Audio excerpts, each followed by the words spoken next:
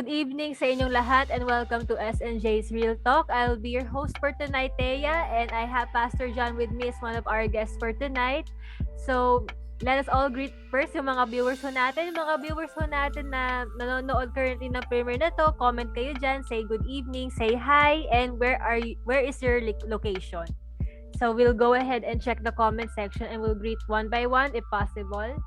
So, while everyone is, getting warmed up sa ating segment for tonight, Pastor John, meron ka po bang word of greetings for tonight? Ayan, magandang gabi po sa ating lahat at patuloy po namin pinapaalala sa inyo na ginagawa po namin ng serbisyong ito dahil kami po ay nagmamahal sa lahat po ng mga nakikinig at nanonood. Ayaw po namin syempre na madiskaril lang inyong buhay dahil sa relasyon na pwede naman maiwasan na maayos pero hindi natin naayos. So we are here to help those who are going into a relationship, who are in a relationship, and those who have just ended a relationship. So wag niyo po kakalimutan na nandito po kami because we love you all and we would like to help you out overcome certain challenges or difficulties or sometimes toxicity doon sa mga existing relationships. So I hope that you will stay tuned and just continue on experiencing our real talk today. Di po ba? Relasyon, hindi konsumisyon. Alright, so salamat Pastor John for your words of greetings for tonight. And yes, just to remind everyone and for those who are new to this segment tonight, our theme for SNJ's Real Talk is Relasyon, hindi konsumisyon. So to recap what is in our previous episode, we talked about what is the standards or what should be done when we are in a pre-relationship level or status or condition. Ano yung mga pros and cons and what should be prepared before committing in a relationship. And Pastor John has relayed or conveyed every detail as much as possible on what we should consider before entering in a relationship. So for tonight, we're going to talk about post-relationship questions. And Pastor John, we only have 2 questions, but they have follow-up questions for this. So our first question for tonight, what are the perks of leaving a toxic relationship? And the follow-up question for this, does it really help both parties or only the one suffering in the relationship? Gandang tanong, no? So, syempre, of course, the best perk of leaving a toxic relationship is that you can actually recover from that toxicity. So, ang mangyayari kasi dito is that you are removing yourself from a position na ikaw ay maaring na damage, katulad ng napag-usapan natin last week, na enslaved, and you have certain traumas that you are actually currently experiencing. So, ito yung time to heal. Diba ba? So, it's like, you are sick right now, and the only way for you to get well is actually go to the hospital. And you have to remove yourself kung nasaan ka man nag-i-stay so that you may fully recover. So ganun din siya in an analogical or metaphorical sense. Kaya napakaganda when you move out from a toxic relationship, you actually start your healing process. Now, the healing process might take some time or it can be quick depending on the individual. And sometimes, unfortunately, merong hindi nakaka-recover. But still, maganda pa rin siya na nawala dun sa toxic relationship dahil siya ay na-spare doon sa pain, sa anguish, sa difficulty, sleepless nights. Diba? Yung nakakatandang mga problema ang pumapasok sa isang individual. Yung kaba, yung tahanta, yung hirap, yung pighati, it can have hatred coming out, it can be enraging, there can be so much anger, so much pain, so much consummation of negativity na yung individual na ito is just continuously suffering all throughout that type of relationship dahil nga toxic yung environment. And there was a case dito no sa New Zealand which is nakakalungkot no. So may na-rescue ang organization namin na babae a wife in an abusive relationship. So violent yung relationship, ginugulpi siya ng asawa niya, sinasaktan siya, minumura siya. So the violence did not only end physically, but there was violence emotionally, there was violence intellectually at the same time. So talagang totally itong taong ito lost. And unfortunately, meron silang anak during that time. So, na-rescue ngayon siya. So, she decided to get out of the relationship. So, nailabas natin siya doon sa toxic relationship na yun. Pero ang nakakamangha, after just 3 days, bumalik siya doon sa relationship kasi naging normal sa kanya. Yung toxicity, naging normal sa kanya na sinasaktan siya. Normal sa kanya na yung partner niya ay ganun. So, nagkaroon na siya ng panibagong perspective of what a relationship is and what a relationship should be or can be. So, in other words, makikita mo dun sa babaeng ito, layers of emotions and layers of trauma na parang hindi na siya makaalis doon sa aspect ng relationship na yon. And that can happen actually. Especially kung yung tao wala siyang support group. Kaya when you get out of a toxic relationship, make sure na may susuporta sa'yo.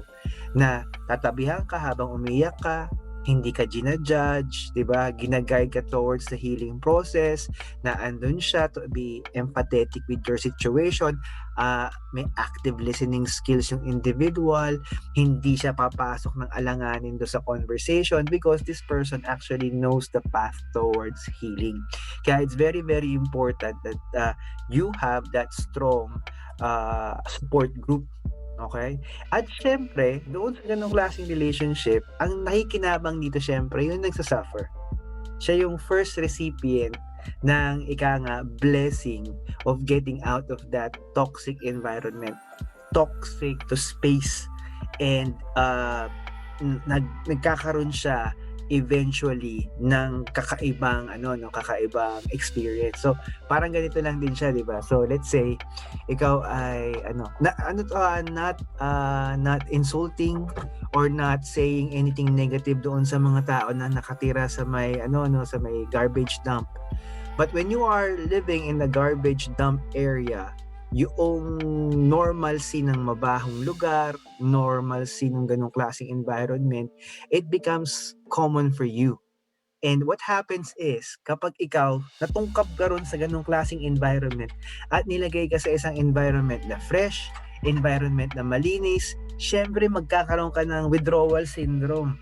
Diba? Para magugulat yung katawan mo, magugulat yung senses mo, magugulat yung sarili mo, and you have to have time to adjust to another new normal. Kaya nga, pag tinungkap ka dun sa isang ganong klaseng relationship, tapos pinasok ka ngayon sa mas magandang space, not necessarily another relationship, but actually a space wherein mas makakapag-isip ka, makakapag-meditate ka, mapapractice mo yung self-care, then potentially, syempre, magugulat yung iyong system kasi biglang nasira yung iyong normal course of life wherein naandun ka sa isang toxic environment na naapektuhan ng isip mo, puso mo, behavior mo, even yung philosophy mo. So, grabe pala, no? Tama nga si Pastor John, mga viewers natin, na being in a toxic relationship actually conditions the person na normal nga sa kanya yung natotrauma siya, nadadamage siya. Naalala ko dito one of the education theories na, was taught to me recently, yung kay Pablo, yung conditioning. So, it really still applies even to adults na katulad natin or through, younger than my age probably. So, hindi lang yan sa bata. And tama nga si Pastor John na again, it is very important that we have a support group, that we have our parents, if not our parents, our guardian. If not our guardian, people who are close to our heart, our siblings, best friends, kung may best friends kayo, and more importantly, meron kasing tinatawag na the church.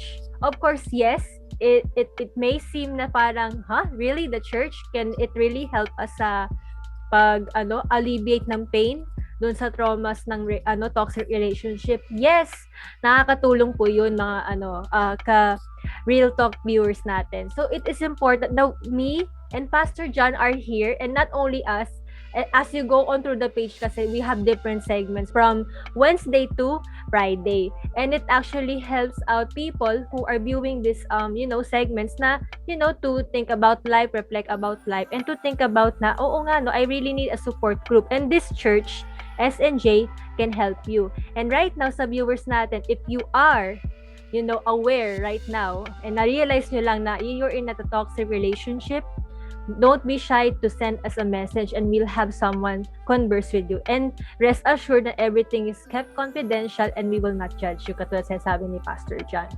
So Pastor John, for the second question, sabi dito, what can you say for the individuals who lost their partner because of death?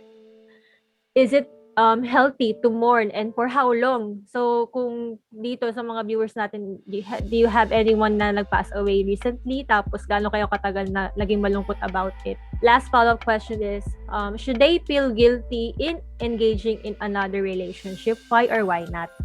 Nice.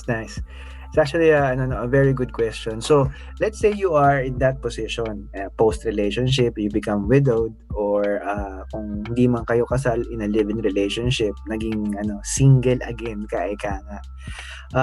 Of course, it is important to mourn. It is important to deal with the emotions that you are experiencing. Syempre, namatay yung syempre ang assumption natin ito, mahal mo yung tao. Syempre kung di mo mahal, yay! Di ba? Masaya ka dahil namatay na siya. Malaya na ako. Pero kung let's say mahal na mahal mo yung individual, then you need to give yourself the space and the time to deal with it. And mourning, it's part of it. Kaya nga sa Biblia, ang mourning is approximately 40 days after the time of death.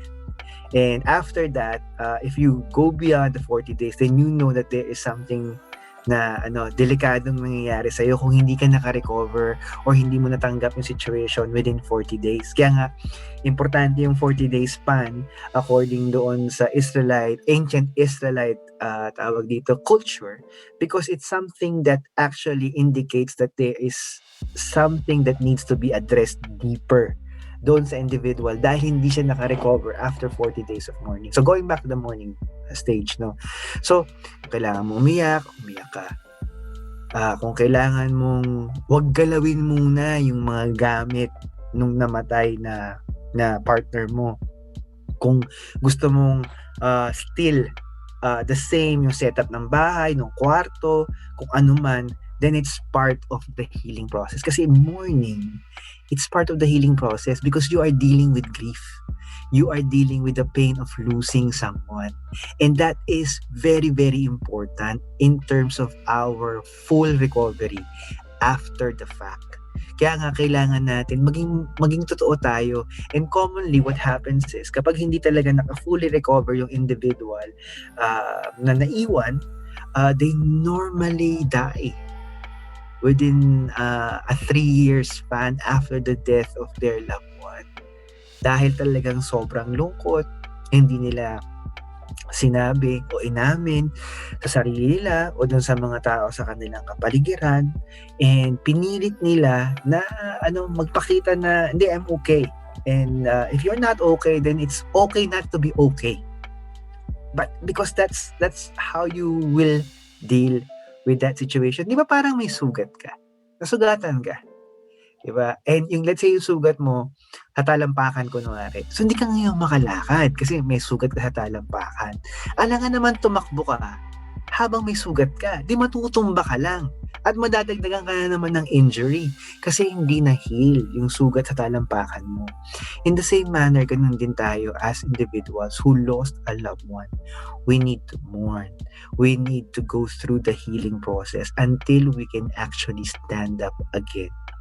Unfortunately, katulad ng sinabi ko kanina, may mga hindi nakaka-recover at sumusunod sila within that 3-year span. Kaya nga kadalasan, sinasabi nila after 3 years daw, kung ikaw ay buhay pa after your partner died, then you are either recovered or in that process of recovery na deal mo na yung kalungkutan. So, meron akong mga instances wherein mga nakausap ko, mga lolo, lola, ganyan. Meron silang mga kilala na minsan nga within a day lang namatay na rin yung partner. Diba? And minsan nga sabay pa silang namatay kahit hindi naman may karamdaman yung isa dahil masyadong naka-connect sila with each other, namatay din isa. Kasi nga for a couple that is so loving and caring of each other, it's so tragic kapag ikaw yung naiwan. Diba? Maganda nga kung sabay kayo eh. Diba? Sabay kayo kinuha ni Lord para walang may iwan to experience the suffering and the difficulty of trying to cope up with that loss. So, ang normal mourning period will be within 40 days after the death. And of course, you surround yourself with people na napaka-importante sa iyo, yung makakatulong sa iyo to recover. At kung sakasakali man, no, because there are families na wala minsan makatulong sa iyo eh. 'Di ba? Katulad nung somebody who went out from a toxic relationship tapos wala talagang makatulong sa kanya, ayaw naman niya pumunta sa church kunwari. Katulad, we're speaking about our church, of course, that we know we can help. We cannot speak for other churches. We cannot, vouch for them. But for SNJ, we know that we will be able to help if somebody asks for help from us. So sometimes you need to go to a professional.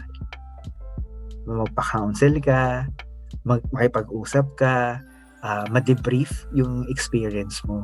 And that's very important for the healing process. And of course, wala naman masama if you will find love again. Diba? We all deserve to be happy in a relationship that is mutually beneficial, that will give us the energy and the vigor, the vitality in life. Kaya nga, hindi tayo dapat maging guilty kung sakasakaling we find love again after the death of our partner, because that's life eh. And I believe, syempre, kung talagang you are in a loving relationship, maganda na magkaroon ka ng partner kasi most likely yung partner mo na una, they only want what's best for you. They only want you to enjoy the remaining years of your life dito sa mundong ito. But then again, may mga partners na namatay ng maaga, ibang mga bata pa sila, so it's fine to remarry.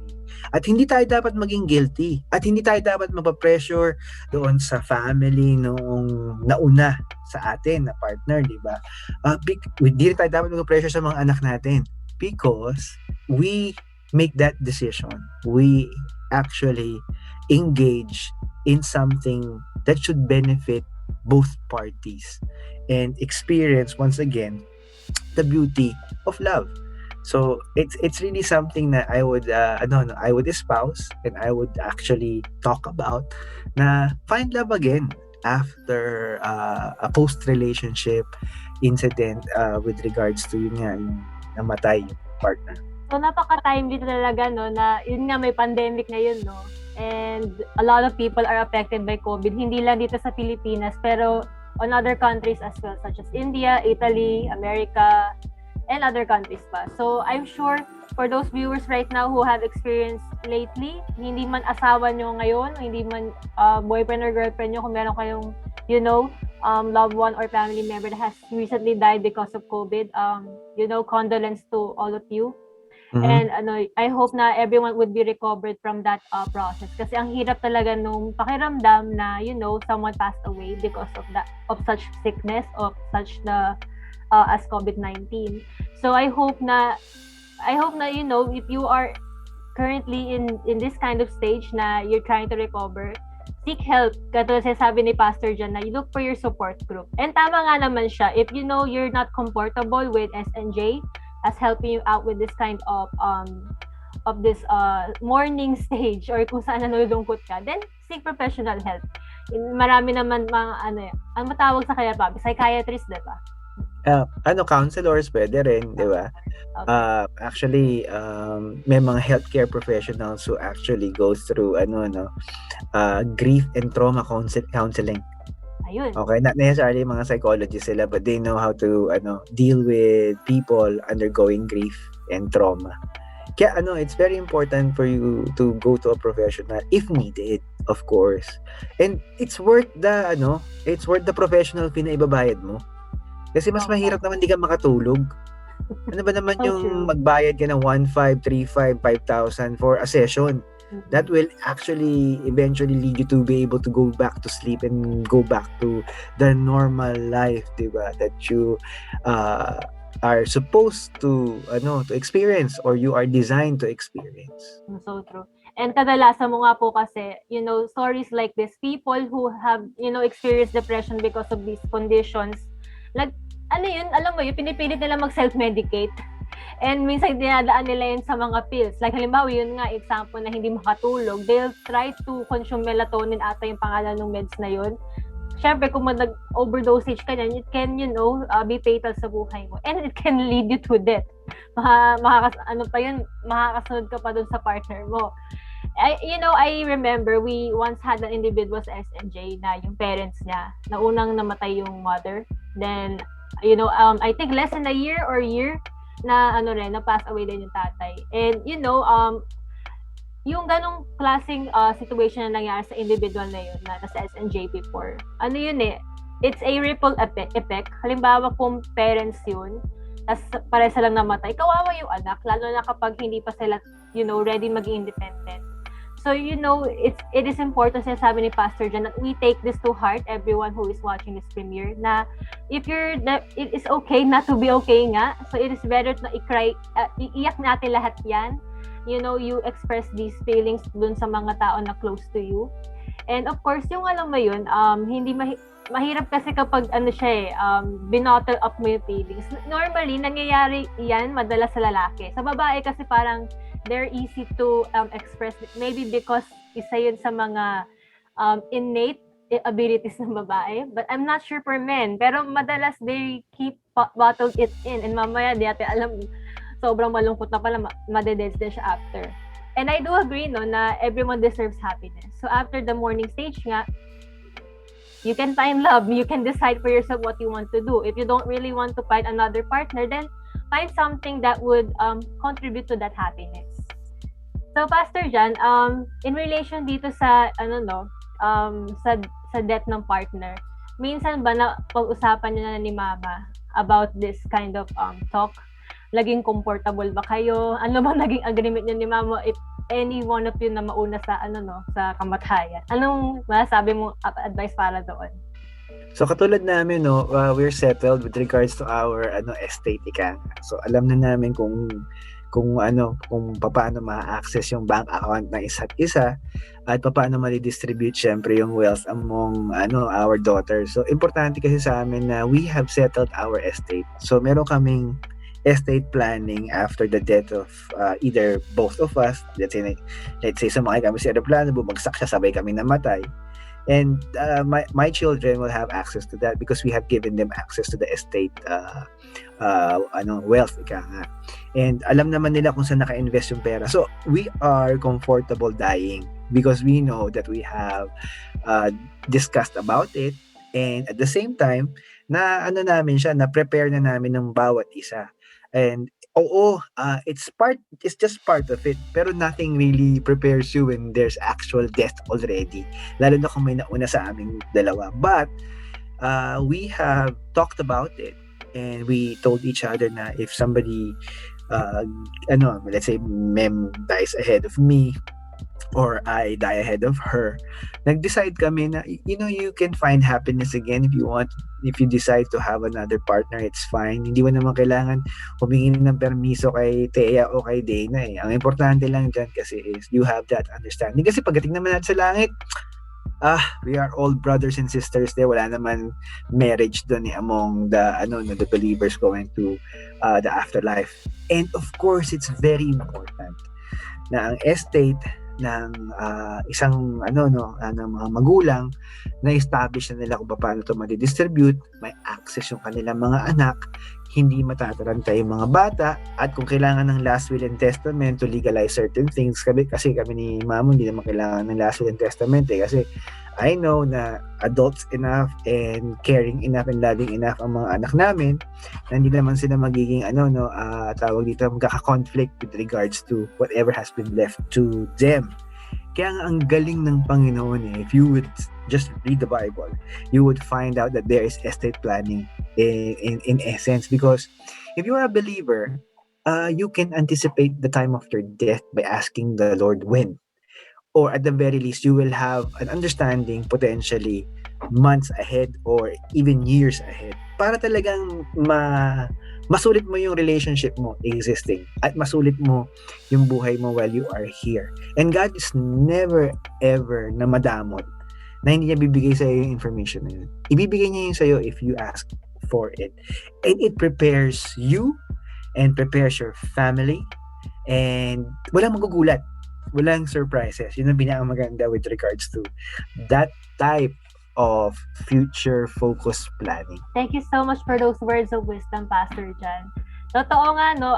This is applying to married couples. Of course, pag boyfriend and girlfriend, I don't think na meron pang silang parang, the rights na mag-share ng account, mag-share ng insurance, ng estate planning. This principle applies to married couples who especially have a family of their own. Na katulad nila, Pastor Jan, meron na silang dalawang anak nun, ako at si Dana. So, it is very important na, viewers for tonight, especially if you're a married couple, you plan things ahead. Oo, it may be, for the Filipino culture kasi parang masama daw tignan na pag-usapan yung mag-prepare for death. Kasi parang sinasabi nga nila na, teka lang, mamamatay na ba tong tatay, nanay mo para pag-isipan tong mga bagay na to? And until such time na it is too late. Kaya madalas dito yung marketing ng mga financial advisors or insurance sellers, parang don't wait until it's too late, diba? Kasi nga ganun yung culture ng Filipino. Now we want to, somehow remove that hanggat maaari, at least in our church. Kasi tinuturuan nila Pastor Jan rather, yung mga couples dito na maging handa. Nakatulad sinasabi niya, shared accounts, shared estate planning, shared insurances. Kasi they need to prepare na in case of their death, magiging secured yung family or yung kids. Nakatulad namin ni Hena. Well, I'm not really a kid anymore kasi meron na rin akong anak. Pero it's part of the philosophy nila or yung teachings ni Lord kasi na we should leave an inheritance sa ating mga anak. Yun ang tinuturo ng Bible kasi. So, Pastor Jan, maraming salamat po sa iyong words of wisdom for those 2 questions. Sobrang salamat. And of course, viewers dito, you can, go and comment ahead na salamat kay Pastor Jan, ask questions as well about post-relationships, and then we'll go ahead and we might feature those questions for next week's episode. So, we have a surprise for our viewers for next week. We will have a spin-off episode ni Relasyon, Hindi Kunsumisyon. We'll be actually having a guest. Actually, dalawa ho sila. They're a couple now. Recently lang sila. At sobrang, maraming kinikilig sa simbahan namin about how they got together. And, I hope na everyone is excited for this next week's episode. Maraming, makakapanood sana neto. So, again, salamat for viewing this. And as a recap ng aming weekly segment sa SNJ, we actually have every Wednesday, YTV or UTV at 8 p.m. Sa mga teenagers or youth na out of school, na nag-aaral currently, nag-online learning. This segment is for you. We actually have Pastor Jan doon, sila Ma'am She, si Ma'am Sara, at si Ate Shaira nyo. Now, on Thursday, we have SNJ Journey at 8 p.m. This segment is actually specialized for young professionals na single or, in a relationship with a boyfriend or girlfriend. And lastly, we have now SNJ Real Talk, which is 8 p.m. ng Friday. And we have our Sunday online service that is scheduled at 10 a.m. If you're interested to watch this Sunday online service, go ahead. Walang mawawala naman sa inyo. Pastor Jan, as before we close the segment for tonight, any parting words for tonight? So, mga kasama, nakikinig, nanonood, na nasa relationship, bago mag-relationship, at nasa post-relationship, kayo ngayon, stage, we are here to help, and we are here to guide you, and we will tell you the truth, the honest truth. We will not sugarcoat what we need to tell you because it's very important to let you know even if it hurts at times, the truth about what you need to do or what can happen if you are unable to do certain things. At syempre, I hope na kung kayo ay nakinabang habang kayo ay nakikinig o nanonood, I hope that you will share the content as well for others, or kung hindi mo ma-share tong content na to, share the learnings. Tell others about what you have learned, what you have understood, because it's going to help a lot of people know this type of information. And remember, pag tama ang impormasyon, tama ang desisyon. Pag mali ang impormasyon, mali ang desisyon. So we are here just to uh, lend a helping hand so that you may experience healing if needed, preparation prior to the relationship, and of course, guidance if you are in a relationship. Maraming salamat for those parting words tonight, Pastor John. So viewers na SNJ Real Talk, we will see you again next week with our spin-off episode. I hope na we will all see you again next week. For now, God bless you all and have a blessed evening. Bye for now.